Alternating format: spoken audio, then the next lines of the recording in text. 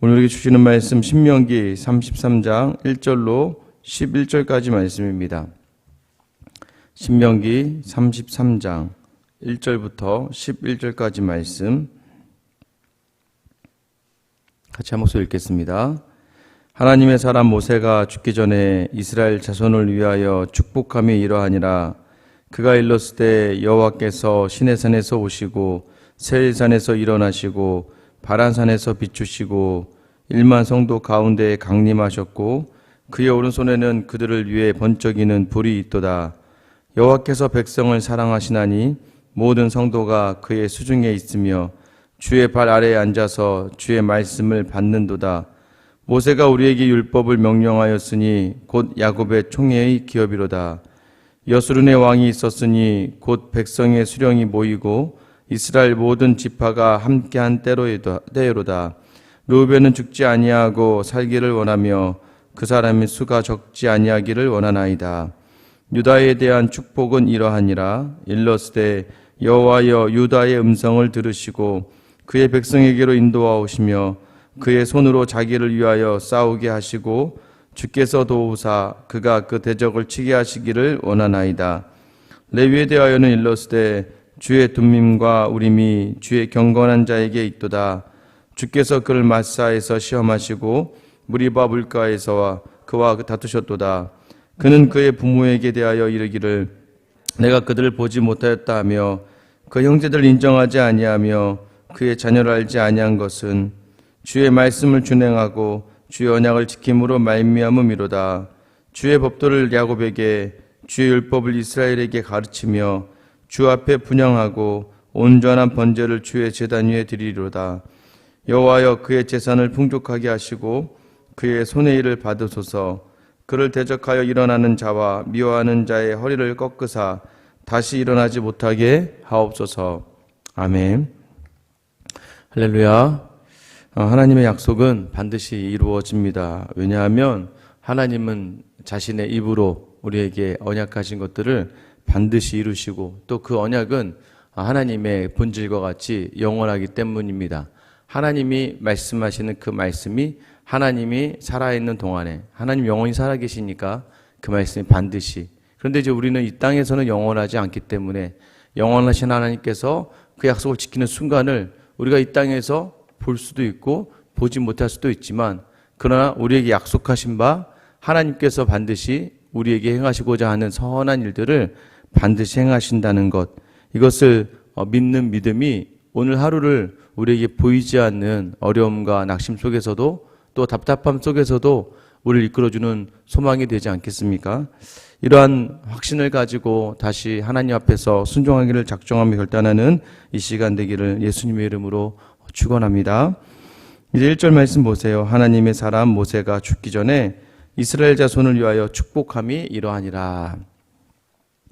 모세의 마지막 장이 계속해서 지금 31장부터 계속되고 있는데 이 계속되는 말 중에 뭔가 계속 못내 아쉬운 것들이 있는 것이죠. 죽기 전에도 마지막 죽기 전인데도 하나님께서 노래를 불러라. 이스라엘 향하여 순종과 불순종, 하나님 율법을 섬길 때에 순종할 때 복이고 불순종할 때 저주다, 재앙이다, 진노다 하는 것들을 그 마지막 노년에 노래로 부르며 여호수아와 함께 백성에게 노래하는 이 모세. 더 나아가서는 노래가 마치고 나서도 이스라엘 백성을 또 불러다가 너희가 꼭 하나님 말씀을 들어야 한다라고 이야기하던 이 모세. 그리고 여호수아를 자신의 후계자로 삼는 과정. 또 이 마지막까지도 오늘 이제 마지막이 어떤 장면이냐면 그 마지막 끝에 믿음의 선배들이 그러했던 것처럼 아브라함이 이삭이 또 야곱이 그러했던 것처럼 또 요셉이 그러했던 것처럼 마지막 그 백성을 축복하며 그 이야기를 하는 모세의 마지막 순간이 서게 됩니다. 모세의 마지막 순간에 이스라엘, 하나님이 택한 자기 백성 이스라엘, 그 이스라엘을 축복하기를 원합니다. 축복을 하는 그들에게 제일 먼저 22절과 3절 말씀에 보면 그가 일렀을 때 여호와께서 시내산에서 오시고 세일산에서 일어나시고 바란산에서 비추시고 1만 성도 가운데 강림하셨고 그의 오른손에는 그들을 위하여 번쩍이는 불이 있도다. 여호와께서 백성을 사랑하시나니 모든 성도가 그의 수중에 있으며 그의 발 아래에 앉아서 주의 말씀을 받는도다. 하나님이 어떠한 분이신지를 먼저 그들에게 이야기해 주십니다. 하나님은 시내산에서 오셨다. 시내산에 오셔서 말씀을 주셨죠. 세일산에서 일어나셔서 그들을 이끌어 주시고 바란산에 일어나셔서 모압의 그 땅들을 하나님이 점령하게 하셨어요.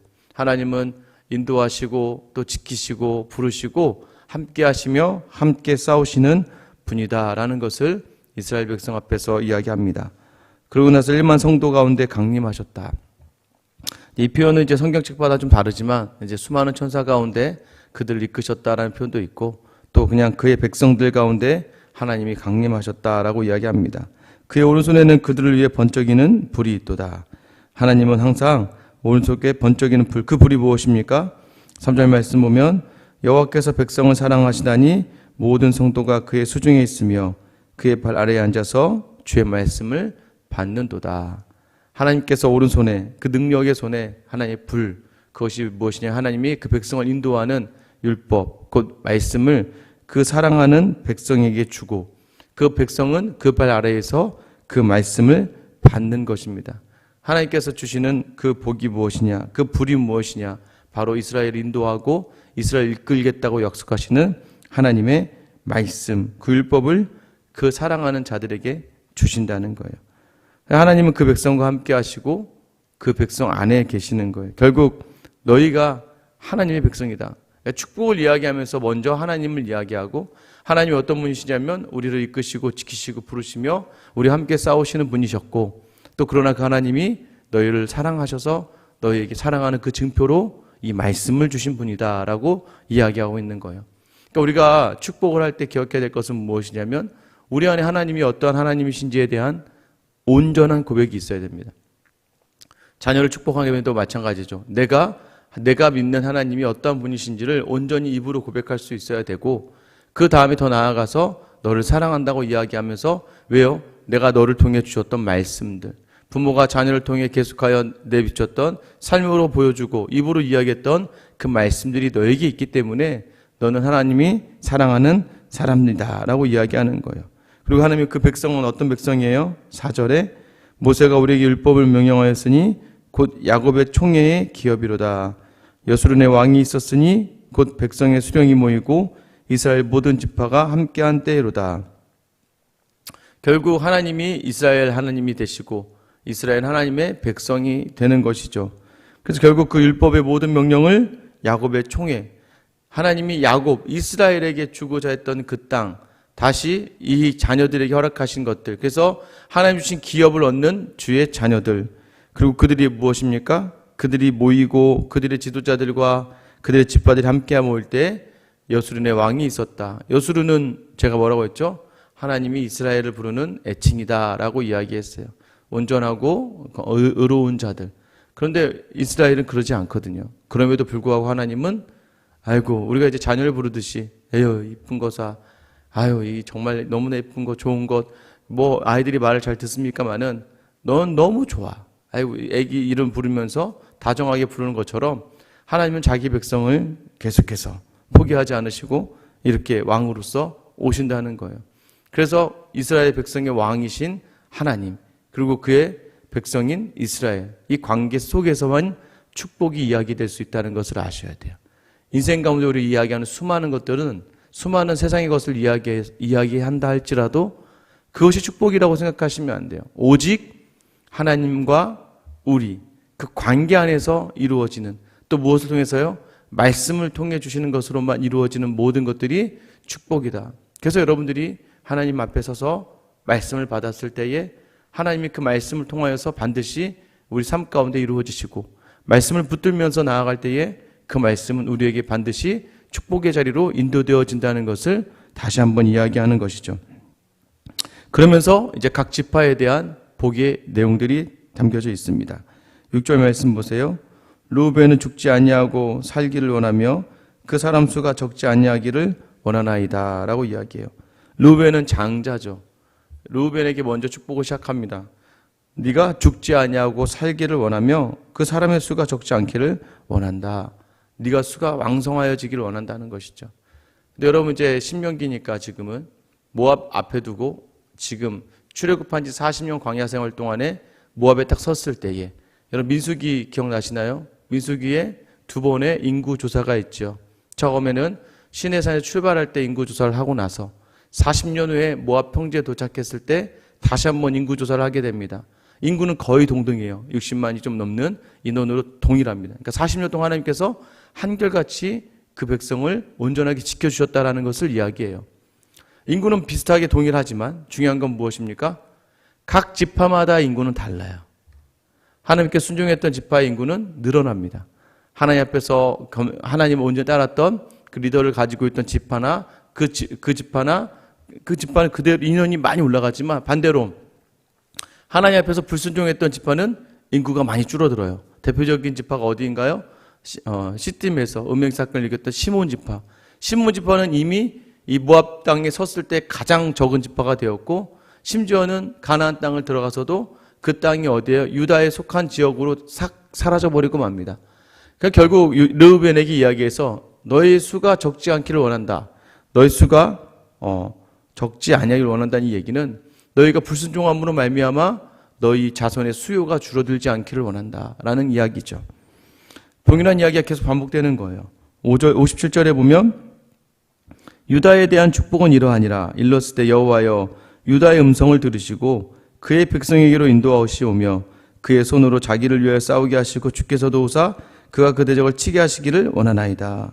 유다에게 원하는 축복은 뭐예요? 하나님이 너의 음성을 듣고 너의 백성을 인도하고 너의 손이 너희를 위해 싸우게 하고 하나님이 도우셔서 대적을 이기게 하실 것이다. 여러분 이 모든 것들이 언제 이루어집니까? 이것도 마찬가지예요. 하나님의 음성을 언제 들으시고 하나님께서 그 백성 어떻게 인도하세요? 물론 우리가 하나님께서는 특별한 은혜가 있죠. 전체적인 맥락에서 보면 하나님은 말 듣지 아니하는 이스라엘을 사랑하시는 분이세요. 하나님은 말을 듣지 않는 우리를 사랑하셔서 늘 우리에게 자기 자신을 드러내시기를 원하세요. 그러나 하나님의 말씀에 순종하는 사람에게 하나님은 100% 그 순종하는 사람과 함께 하신다는 것이죠.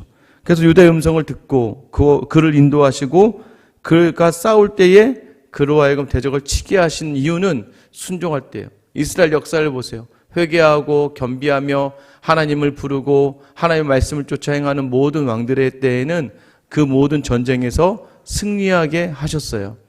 유다를 이야기하는 것이 무엇입니까? 단순히 이스라엘 전체를 이야기하는 것뿐만 아니라 오늘 우리에게도 주시는 말씀이에요. 하나님 말씀에 순종하고자 할 때에 하나님은 우리 음성을 들으시고 우리를 인도하시고 우리 대적과 싸워주시는 분이다라는 것이죠. 이제 레위로 넘어갑니다. 레위에 대하여는 좀 많죠. 레위에 대하여 일렀을 때 8절이죠. 주의 둠밈과 우림이 주의 경건한 자에게 있도다. 주께서 그를 마사에서 시험하시고 무리바 물가에서 그와 다투셨도다. 그는 그의 부모에 대하여 이르기를 내가 그들을 보지 못하였다며 그의 형제들을 인정하지 아니하며 그의 자녀를 알지 아니한 것은 주의 말씀을 준행하고 주의 언약을 지킴으로 말미암음이로다. 레위에게 축복을 주시는 게 무엇이냐면 둠밈과 우림입니다. 이것은 무엇이야? 어떤 표현인데 하나님의 음성을 구할 때 이제 둠밈과 우림을 통해서 예 아니요 옳고 그름으로 이제 판결하는 그러한 그러니까 말씀 옳게 판결하는 옳게 해석하는 그러한 것들을 하나님께서 레위에게 있게 하기를 원한다고 이야기해요. 레위는 말씀을 맡은 자들이잖아요. 그런데 그들이 온전하게 경건하냐? 그렇지 않다는 거죠. 마사와 무리바에서 그들이 하나님을 시험했다. 하나님과 다투었다. 그러니까 그들이 하나님 앞에서 그러니까 모든 사실 마사와 무리바에서의 그 책임을 레위에게 다 전가할 수 없지만 하나님의 말씀을 맡고 있었던 자들에게 좀 더 하나님께서 강하게 그 책임을 물으시죠. 그 백성을 온전하게 인도한다고 경건하며 인도한다고 하지만 그러지 않고 자기 자신조차 그렇게 불평과 원망으로 나아갈 수밖에 없었던 그들을 향하여서 하나님은 그럼에도 불구하고 너희가 어떻게 했다는 거예요? 너희 가족을 모른 척할 정도로 나를 섬겼다. 이 얘기는 어디냐면 출애굽기 32장이죠. 아론이 금송아지를 만들었을 때에 그때에 하나님께서 진노하셨을 때에 자기 형제를 범죄한 자기 형제를 죽이고 경건의 자리를 회복하였던 그 자기 가족을 희생시키면서까지라도 자기 하나님과의 관계를 회복시키려 했던 그 레위 지파를 하나님께서 거룩하게 바라보시며 약속을 지켰다라고 이야기하신다는 것이죠. 그 정도로 이렇게 보면 이제 결국 어떻게 자기 자녀들을 죽여가면서 경건 회복되냐가 아니라 핵심의 포인트는 어디입니까? 그렇게라도 하나님과의 관계 회복에 최선을 다하여 결국에는 그 자리에 죽어가는 많은 음행과 하나님을 향하여 멀리하고 배반했던 우상을 섬겼던 그러한 앞에 서서 그 일을 했던 레위 지파의 레위 사람들 다 도륙하고, 그러니까 음행 죄를 도륙하고 다시 경건의 자리로 서려고 했던 너희에게 어떤 은혜가 주어집니까? 10절 말씀이죠. 주의 법도를 야곱에게, 주의 율법을 이스라엘에게 가르치며 주 앞에서 분향하고 온전한 번제를 주의 제단 위에 드리리로다. 야곱에게, 이 레위에게 주시는 복은 그들이 율법과 말씀으로 하나님 앞에서 이스라엘을 가르치고, 더 나아가서 그들이 제사하는, 하나님께 제사하는 그러한 지파로 서 있을 것이다 라고 이야기해요. 결국 그들은 하나님과의 약속, 말씀을 붙들었고, 그리고 결단했던 그 결단을 통하여 하나님은 그들을 가르치는 자로, 예배하는 자로 세우셨다는 거예요. 때로는요, 하나님과 사람 사이에 선택해야 될 것들이 있습니다. 그러나 과감하게 하나님을 선택하였을 때 하나님께서는 그 마음의 본질을 보시고 하나님 그대로 갚아주신다는 것을 이야기하는 것이죠. 11절, 레위 여호와여 그의 재산을 풍족하게 하시고 그의 손의 일을 받으소서. 그를 대적하여 일어나는 자와 미워하는 자의 허리를 꺾으사 다시 일어나지 못하게 하옵소서.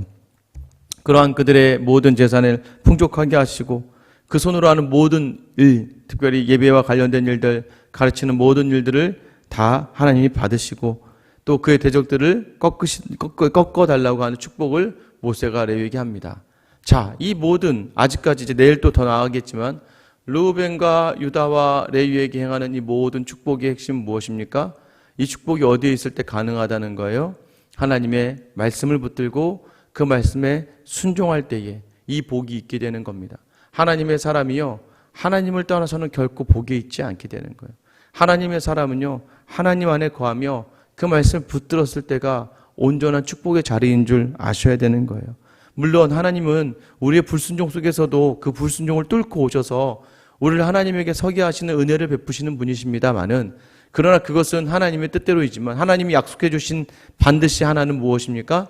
우리가 그 말씀대로 순종하며 세상의 그 무엇보다도, 가정 안의 그 무엇보다도 하나님을 붙들려고 했을 때 하나님은 반드시 그 붙든 그 말씀 그대로 우리 삶 가운데 이루어 주시겠다고 약속하신다는 거예요. 그래서 그 소망을 잃지 않고 오늘도 여전히 우리가 이 말씀대로 순종하는 삶이 어렵습니다. 왜냐하면 우리가 맞닥뜨린 세상은요, 교묘하고 간교해서 우리가 어느 순간에 반응하는지 다 알고 있어요. 여러분의 아킬레스건들을 잘 알고 있습니다. 어디를 건드려야 여러분이 믿음의 자를 포기하고 인간적인 본성이 드러나는지를 너무나 잘 알고 있어요. 그러나 그때 말씀을 붙들었던 그 상황이 우리를 굉장히 힘들게 할 수 있습니다. 우리가 굉장히 내가 뭐지? 난 왜 이렇게 살아야 되지? 라고 할 만큼 우리를 비참하고 수모스럽게 만들 수도 있습니다. 그러나 그 말씀 붙듦이 승리가 된다는 것은 우리는 성경을 통하여 알고 있어요. 수많은 믿음의 위인들이 쫓겨가며 또는 많은 환난 속에서도 하나님을 붙들었을 때에 그때는 다 망해져 가는 것이고, 그때는 수많은 사람들이, 주변에 있던 많은 사람들이 그를 향해 손가락질하며 야, 니네 하나님 살아있냐? 야, 너는 버림받았네. 너는 저주받은 자야 라고 이야기했지만, 그러한 상황 속에서도 말씀을 붙들고 경건하게 서 있고자 했던 모든 신앙의 인물들은 하나님이 반드시 그를 사용하셔서 높이 드높이시며 그를 통하여 하나님의 나라를 이루어 가시고 그를 통하여 믿음이 무엇인지를 많은 백성들에게 알게 하신다는 것이죠. 오늘도 여전히 우리도 마찬가지입니다. 오늘 하루가 여전히 우리에게 계속해서 시험의 자리도 인도되어질 수밖에 없죠. 그러나 그 가운데에서 말씀을 붙들고 말씀을 붙들며 이겨낼 때에 힘들죠. 남편, 아내 내 마음대로 되는 사람이 어디 있습니까? 자녀를 또한 내 마음대로 되지 않습니다. 또 직장도 마찬가지고 사업도 마찬가지고 무엇을 할 때마다 내 마음대로 되지 않죠. 그러나 반드시 기억해야 될 것은 내 마음대로 되지 않는다고 해서 내 마음대로 했을 때는 더 큰 재앙, 하나님의 진노의 자리에 있을 수 있게 됐지만, 그러나 내 마음대로 되지 않을 때 하나님께 의지하며 그 자리를 온전히 내어드리고 내가 무언가 당하고 쓰리고 아프지만 그래도 하나님 때문에 순종했던 그 자리를 통해서 하나님 반드시 우리에게 갚아주신다는 거예요. 이 경험, 이 하나님의 은혜를 경험할 수 있는 순종을 결단하는 여러분이 될 수 있기를 예수님의 이름으로 축원합니다.